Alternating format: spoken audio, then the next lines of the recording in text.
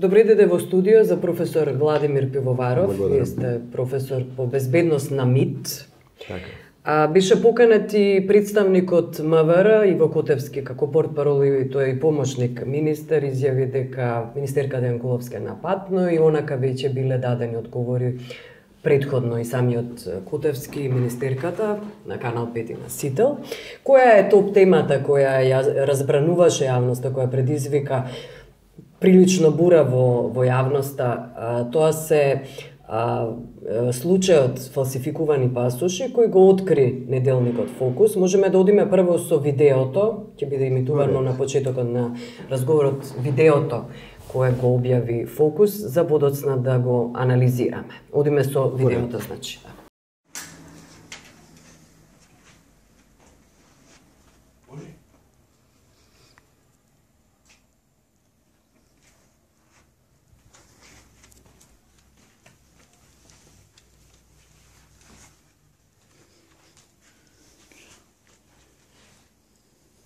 Абе, кој ќе се распрацури? Абе, мајката нивна комунистичка. Абе, слушай, ајде таму. Абе, батали ги таму, кој што ги го наредиш? Дајте, ај соберете се. Ајде, ти, то, нај, работи. Ајде, дотерувај ги работите. Неко да работите таму. Што е то? Ма не ги шајка вичи. Ајде, тереј. Знаеш што треба да работиш? Ајде, вози. ВМРО и МВР професоре Пивоваров бараат од неделникот Фокус да понудат докази. Доказите, односно самото видео го однесоа колегите од Фокус во обвинителство и која е процедурата понатаму. Обвинителство треба да покрене истрага околу овој предмет, односно да побара од МВР да покрене истрага. Гледано од кривично-законски процесен аспект, значи обвинителот е тој кој треба да цени дали има доволно елементи за покренување на натамошни действија, доколку оцени, а ова е сериозен случај, сериозно обвинување и по логика на нешта би требал задолжително да покрене истрага за вакво нешто. Нормално е да бара преку оние сега по новиот ЗКП кој му се подреди на тоа е МВР, со конкретни мерки и действија во кој правец да се движат и какви докази да приберат, со цел на крај да потврди дали постојат сомневања, дали е сторено кривично дело или пак не се работи за сторено кривично дело. Тоа е задолжително, меѓутоа она што го слушнав од МВР е крајно некоректно, дека куќата која ги доставила новинарска овие материјали да достави уште докази. Какви докази бара МВР? Бака сега законски да расчистиме прво. Значи некој прочитат законот за внатрешни работи, закон за полиција, значи во првите членови е наведено дека тие се должни да откриваат, докажуваат и спречуваат извршување на кривично дело. Значи согласно законот кој милуваат секојаш да го повикуваат, се должни без да поставуваат прашање. Нели, добро би било доколку има дополнителни докази кои се наставени да бидат доставени. Меѓутоа да се веднаш во старт да се отврла, да се негира она што е донесено, апсолутно не може. Во криминалистиката имаме два основни појма. Она што се случило, после проверки да кажеме навистина се случи или во старт имаме негирање не се случи. Значи ние во старт одиме кон тезата не се случи. И тоа е она што не доликува на едно сериозно министерство да во почетната етапа на тој начин постапува. Значи би требало МВР да ги превземе сите, доколку нормално обвинителот ги достави до нив сите докази и по нив да постапува, бидејќи по моје видување има основни поводни точки за почнување и утврдување на лицата барем на кои фотографиите се видливи, лицата на кои барем може да се прочитаат податоците и со самото тоа да се отпочне на процедура да се види дали тие патни исправи кои се по серијски број званично увезени во Република Македонија од Германија постојат во таа евиденција, не постојат, потоа да се препознава лицето од фотографија. Како може да се препознаат лицето од фотографија? Постојат и такви современи апарати, системи? Како не постојат, не сме веќе во доба на бивша праисториска заедница, значи денеска електрониката отиде на многу далеку. Знаете и само дека денеска постојат електронски микроскопи кои некаде за 12.000 пати ја зголемуваат фотографијата. И се значи може детектира да се лицата. зумира, да се детектира самата фотографија, бројот на пасошот што е наведен, името, презимето на лицето, да провериме во евиденциите на МВР дали навистина такво лице постои или не постои.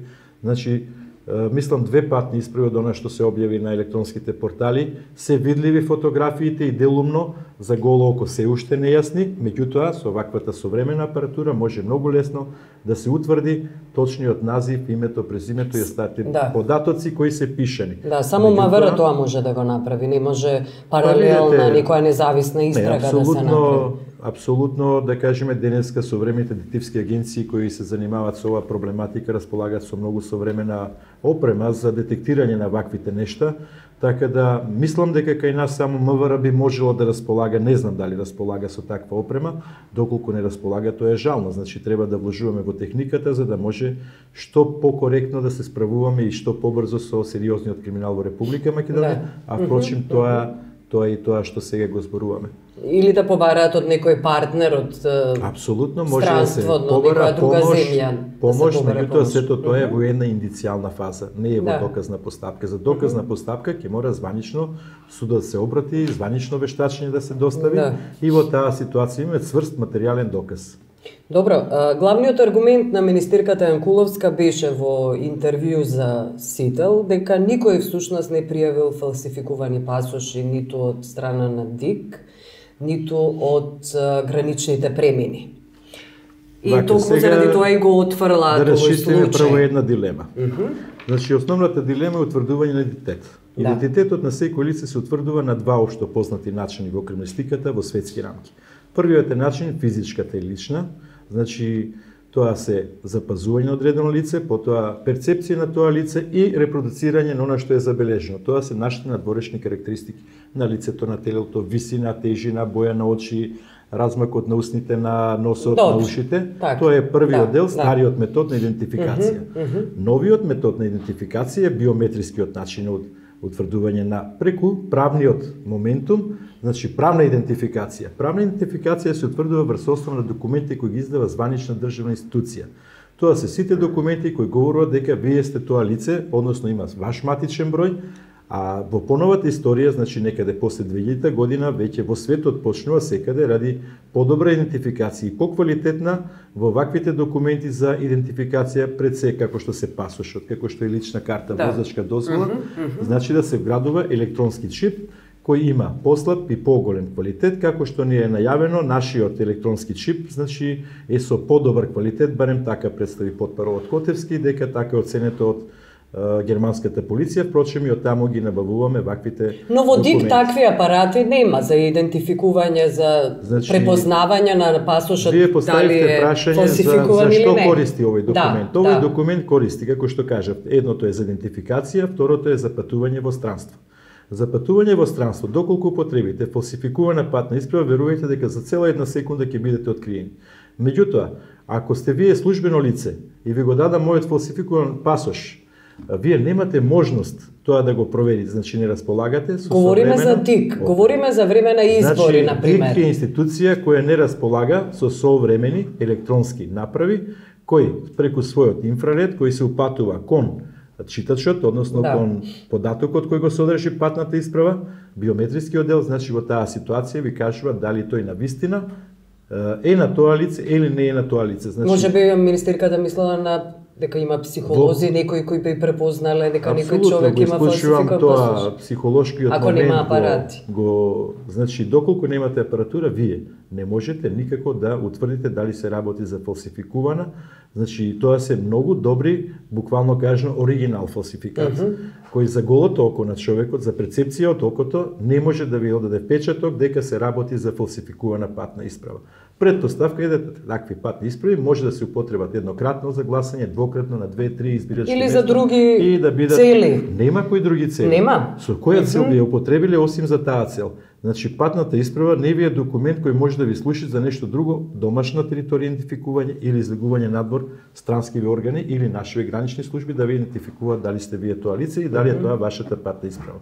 Што е многу загрижувачки, доколку е за избори, се разбира, вели така не постои друга причина. Не гледам друга причина, друга причина би била за обична идентификација, например, нели сега со законите, ноќно време може некој да ве легитимира од службените лица, значи некаде на шалтер во некоја институција да се легитимирате. Тоа е максимумот што може да го постигнете околу идентификација во Република Македонија, али никој од овие пред кој ќе се идентификуваат.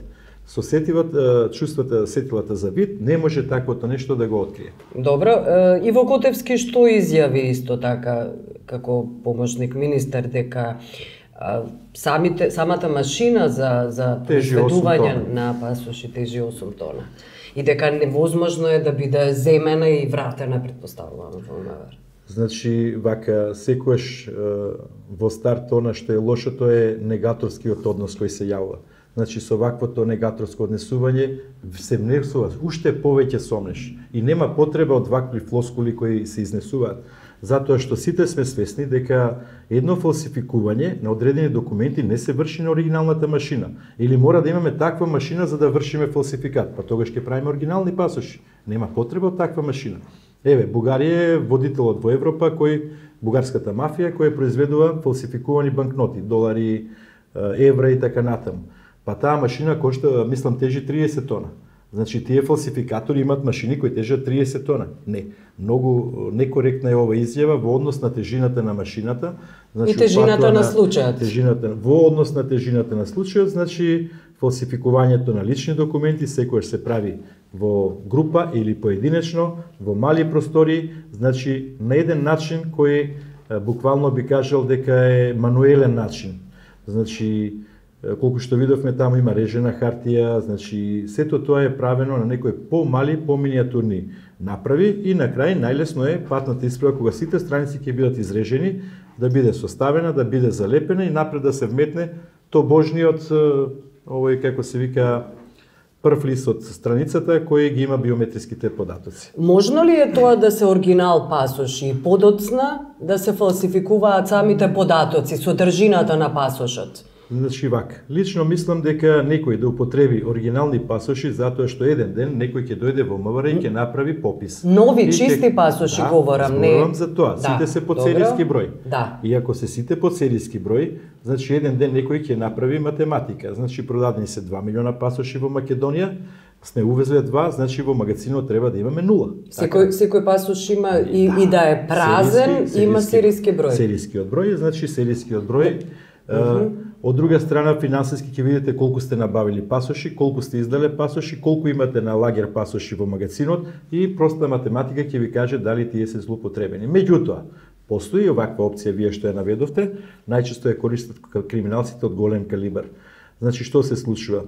Повраќање во својата земја, од Европа, например, се протерани за дилање дрога или било кои тешки кривични дела, значи, преку корумпираните, зборам, служби, може да го направат следново. Значи, целосно да го променат својот идентитет. Многу едноставно. Ја менува, например, првата буква од презимето, првата буква од името и случајна грешка прави во матичниот 12-цифрен број. Значи, таму, пример, задната бројка, ако вашата оригинална е 5, пишува 4, значи вие сте лице со нов идентитет, кој ќе патувате со тој оригинален биометриски пасош во системот, каде што сте заведени дека сте протерани на Европската унија, значи вас ке ве нема. Значи, вие сте ново лице со нов креиран идентитет. И тоа е можно како опција. Меѓутоа, до сега, барем до сега, нема во јавноста изнесено таков случај, може би службите, може би Интерпол има таков случај, меѓутоа јавноста се уште не е запознаена со ваков случај, а како можност постои. А не е ли полесно да се фалсификуваат лични карти? Поедноставна процедура, поевтина? Зошто токму да се фалсификуваат пасоши? Па не би кажал дека е поевтина, бидејќи се работи за специфична пластика, нели? Начинот на изработува да работи со хартија е многу полесно отколку да работи со пластика. За пластика сепак ќе ви требаат посебни машини, исто и таму имате биометриски податоци кои многу полесно можете со допир да ги почувствувате. И од таа ситуација, значи, ако одите со пример, предпоставено да фалсификувате нешто само со лични карти или само со пасоши, било многу повоочливо, отколку она што би било, да кажеме, со и двата документа. Додите и со едниот и со другиот, значи, према проценката каде што може да помине со таков документ да се оди на фалсификување. Министерката Јанкуловска изјави го отврли овој случај со образложение дека АФИС машините, вели дека тие се всушност препознаваат отпечатоци, тоа е суштината на тие машини и дека нема никаква, не е пријавена никаква кражба за тие машини АФИС. Она што во јавноста беше пред неколку години, па сега повторно се актуализираше, токму се овие АФИС опремата која е увезена од странство, бидејќи немаме званични податоци од јавниот обвинител, не знам зошто веќе 2 години, колку што читам во вестници, трае истрагата, тоа е предолго за еден таков сериозен случај, дека се наоѓаат во една институција, во друга. Не знам и не гледам причина таква опрема да се наоѓа надвор од МВР, бидејќи само МВР има потреба од ваква опрема. Зошто македонската радиотелевизија добила вакви? Ама тоа сите се прашуваме. Која е логиката, која е функцијата таму, која е потребата, која е целта, која е задачата? Имате ли некаква теорија? Нема никаква теорија. Значи, апсолутно во старт може да се негира дека таква институција би имала потреба од таква опрема. Не знам што би складирале во таа дата база на податоци, која сепак најкорисна е токму за складирање на податоци за разни дејанија кои се случуваат, кои ги архивира МВР и ги внесува во дата база на податоци. Меѓутоа, нешто друго е опремата за изготвување на патни исправи, значи или лични карти, тоа е сосема друга опрема, меѓутоа тие се поврзани за складирање на податоци со АФИС базата на податоци. Добро, ние вчера направивме нова, односно дописникот Мики Трајковски од Охрид направи едно кратко интервју со председателот на ДИК Рилковски. Тој отфрли било каква вина, но сепак моето прашање како председател на ДИК, но дали може ДИК да едноставно да влезе во списоците и да провери кој од граѓаните кој од граѓаните гласал со пасоши и да почне таа процедура, таа истрага и паралелно и во ДИК. Тоа ќе биде многу макотрпен процес. И да го иницира тоа самиот ДИК. Бидејќи предпоставам дека голем број на граѓани, еве јас лично гласав со мојата патна исправа, во момент ми беше во возилото, затоа гласав. Предпоставам дека многу граѓани во Република Македонија гласале, тоа ќе биде многу макотрпен процес кој бара сослушување на лица кои гласале со пасош, вршење на увид на таквиот пасош.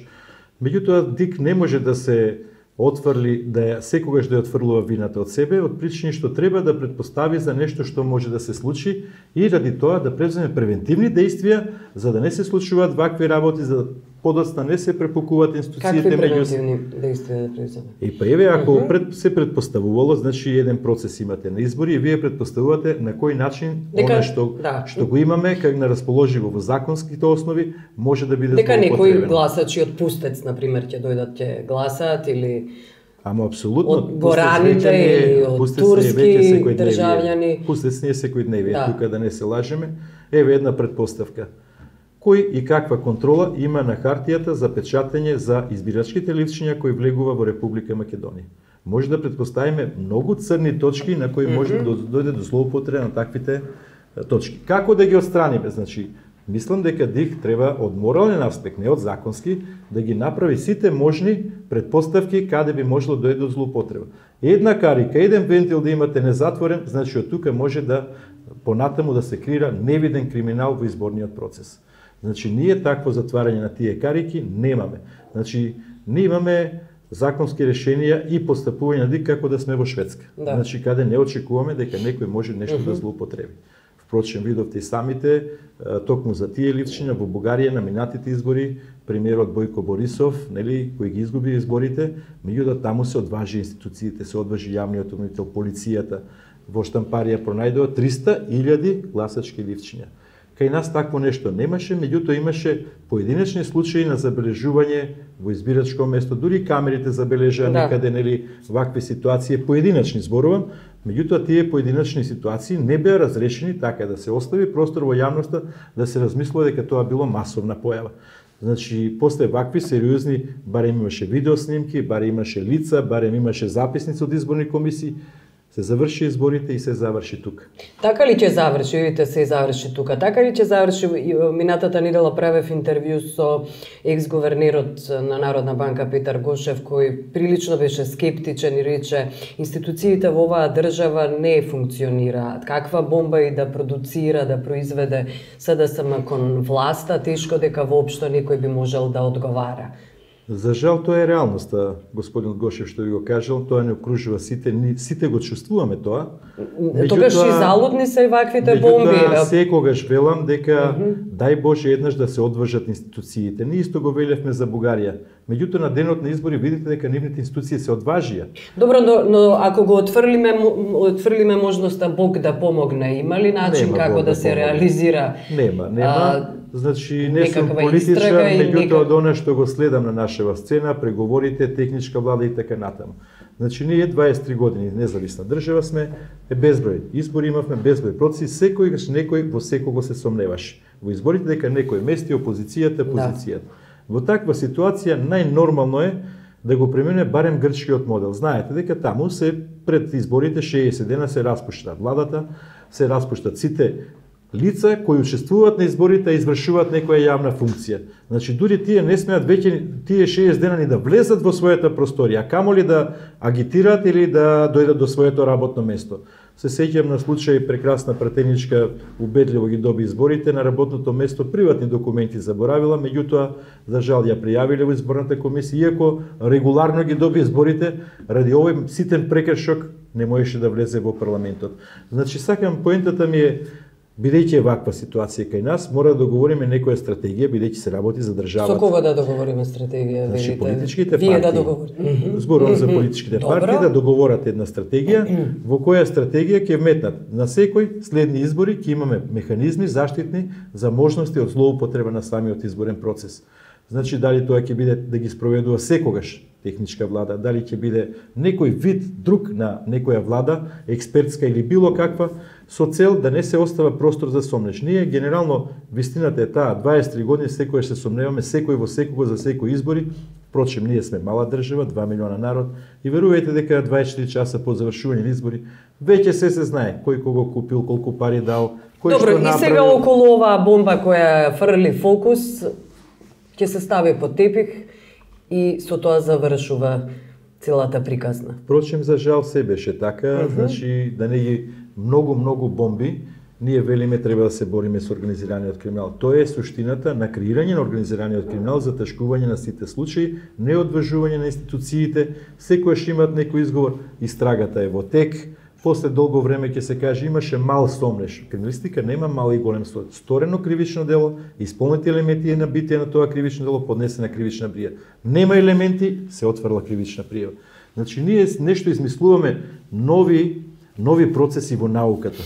А верувајте дека некој од странство, ако му ги раскажете ваквите процеси што слушуваат кај нас, нарочно во правниот систем, ќе биде многу смешно и ќе ви се смеат не знам до кога. Добро, јас ви благодарам што бевте гости. Ви благодарам за поканата.